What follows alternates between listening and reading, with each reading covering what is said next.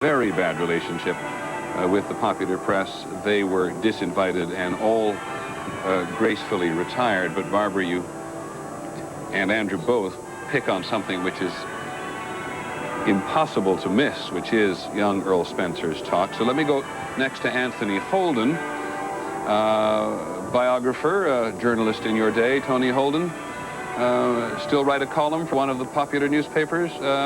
What was your take on what he had to say? Well, Peter, I agree very much with Andrew. It was a remarkably outspoken address. Began the week very outspokenly saying that newspaper editors about whom genuinely today on a dime it turned, because the viewing audience weren't able really, apart from the odd moment, to see the royal family, to see the Windsors grieving. Remember, no spoken contribution from Charles and Queen, but they did hear Earl Spencer. It's worth noting that the crowd erupted in applause following that specific remark. And all of us here, and all those specific remarks about the paparazzi, about how he would raise the family. Andrew, is this part of the emotion of the moment, that there will be some ebbing of that, do you think, in the weeks and months to come? I think there's bound to be ebbing of that, and nothing can stay at this sort of level of emotion. I think that you're right in saying that it will be interesting to see how the royal family react. I'm not so excited by the way in which they were forced to show their grief publicly on Friday. I think that was very sad that they weren't able to show their grief in the way they wanted. We are, the cortege now, the funeral procession now is about to pass by the place where Dodi is buried.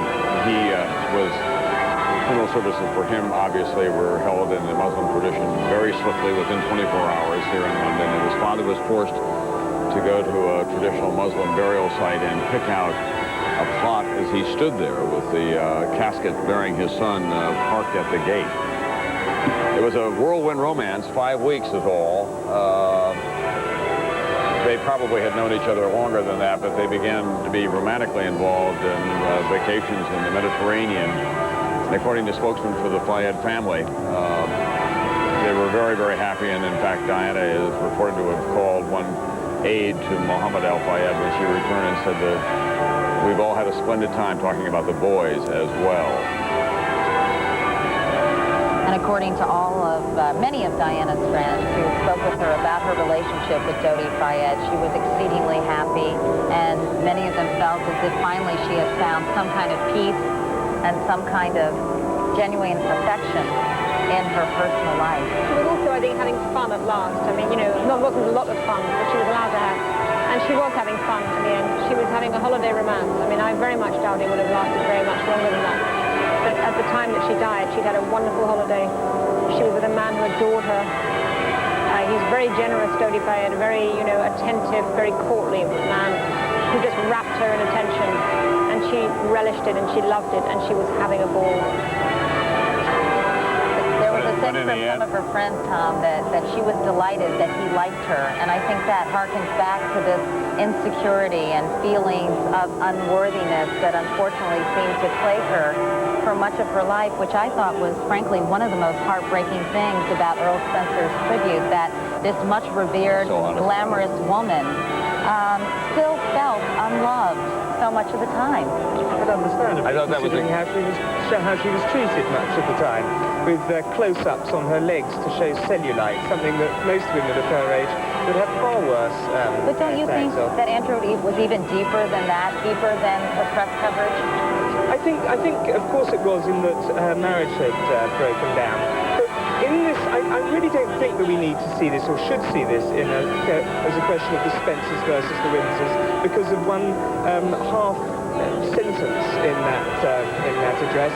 Because apart from everything else, what more could the Windsors have done other than today? I think they've been pretty splendid, really, in everything they've managed to pull off today. This has been a fantastically successful occasion, and the Windsors, specifically, of course, the two boys, have been the focal point of it. I think we ought to remember that.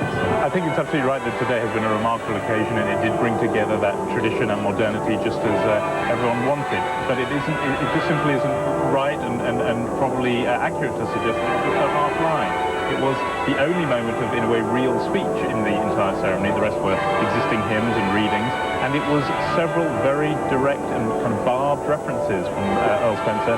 He obviously feels it very bitterly. As to say, we, the blood family, to say you don't have to be royal to retain a certain kind of magic. Also, to identify, again, using the specific language you very rarely hear in a funeral, eating disorders he talked about. He talked about her feeling of unworthiness, and everybody knows that the eating disorder was something she acquired, contracted in that period of breakdown of her marriage. So I think it probably shouldn't have been another round of Spencer's versus Windsor's, but it became one today. You know, Tina, I think in many ways the overall impact of Earl Spencer's tribute to his sister was that he brought her back into a kind of human dimension for everybody again. And that was the greatest tribute that he could have done. And only a brother could do that, really, and do it in that fashion. Setting aside the dispute with the royal family and all the other things, he said, remember her for what she was. Yeah, he evoked the complex, fascinating, multifaceted woman that she was. Her glamour, her style, her problems, her gifts, her extraordinary capacity for love. It was all there and delivered with this great, direct passion. It was wonderful, I thought. It was the most moving moment by far, really, of the day. Because you saw her as a sister. You know, the other thing is that I think the fact is... Yes, we saw them both come in. We saw them walk with their father, the Prince of Wales, and place the flowers down. All of that was very moving. The whole family being there was very moving. And I think, as at the beginning of the week, I think I told you at the beginning of the week that when I heard at 4:10 in the morning on Sunday, woke my wife, her immediate sentence was those poor children. That was her first sentence, those poor children. And I think what's come through this week is these people out here, that's what they most care about. They adore William and Harry, and they won't let anybody stop them having the life they have a right to. In fairness to Prince Charles, any number of people that I've talked to this week who know him well also say, you know, he has that very cold public demeanor, but that he's a wonderful father, that he has a very strong relationship with them. I have a story about that. I was having lunch privately with Princess Diana about, I think it was 6 or 8 weeks ago, and we were going through to the tiny dining room where we were dining together, passing lots of pictures, and I might say incidentally one with her with Mother Teresa, and what a sad piece of news that is. But one with Mandela, one with Mother Teresa, one with... but dozens of William and Harry, and the very latest William and Harry picture had just been framed. And she turned and looked at it and said, he's growing very tall, isn't he, Geoffrey? And I said, he certainly is, Mom. And she said, and you know which side of the family that comes from, don't you? But she then said, when I stopped laughing, she looked at me very firmly and said, and Charles is an outstanding father, and the children adore him. Well, Geoffrey, we'll ask you to pause there because we want to go to the M1 now. The flowers are coming off the hearse. The serious part of the motorcade now is about to begin the 70-mile trip north to the family estate by motorcycle escort. There will be great crowds there as well. The burial service will be private, and we want to remind all of you in the United States who are just joining us now that we are here in London at 1 p.m., but in New York and across the country, this is a special edition. This is a special edition of Today, the funeral of Diana, Princess of Wales.